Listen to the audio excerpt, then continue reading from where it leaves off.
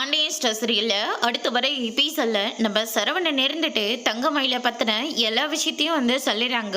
இப்ப சொல்லுங்கப்பா, இவ கூட நான் வாழ்றது சரியா இருக்குமா? இத்தனை பொய் சொல்லிட்டு இருக்கிறவோட எப்படிப்பா என்னால சந்தோஷமா சகஜமா இருக்க முடியும் சொல்லுங்கப்பா அப்படின்னு சொல்லிட்டு பாண்டியன் கிட்ட சரவணன் கேட்கவும், நம்ம கோமதி இருந்துட்டு ஏன் தங்கமயில இவன் ஏன் உங்கூட சண்டை போட்டுக்கிட்டே இருக்கான்னு நான் கேட்டதுக்கு நீ என்ன சொன்ன?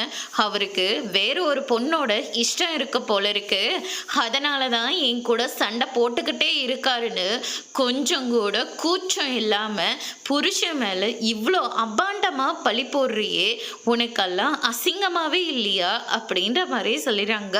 வீட்டுக்கு வந்த மருமகள்னு சொல்லிட்டு ஏதாச்சும் நான் உன்னை குடும்பம் பண்ணியிருக்கேனா? ஆனா எதுக்காக இவ்வளோ பொய் சொல்லி கல்யாணத்தை பண்ணணும் அப்படின்னு சொல்லிட்டு கேட்கவும், அதுக்கு அடுத்துதான் நம்ம ராஜி இருந்துட்டு, ஏக்கா நாங்கள் கூட அந்த நகை விஷயத்த நாங்கள் வீட்டில் யார்கிட்டையுமே சொல்லலை, அப்போ இருந்தே நாங்கள் உங்ககிட்ட கேட்டங்களா இல்லையா? வேற ஏதாவது உண்மையை மறைச்சிருக்கீங்களா சொல்லுங்கன்னு சொல்லி எத்தனை நாள் நானும் மீனாக்காவும் கேட்டிருப்போம்.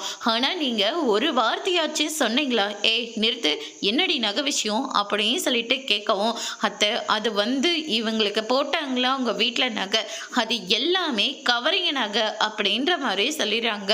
இதை கேட்டோன்னு கோமதிக்கு மயக்கமே வந்துடுது. அதோட இன்னைக்கான பிரம முடிச்சிருக்காங்க.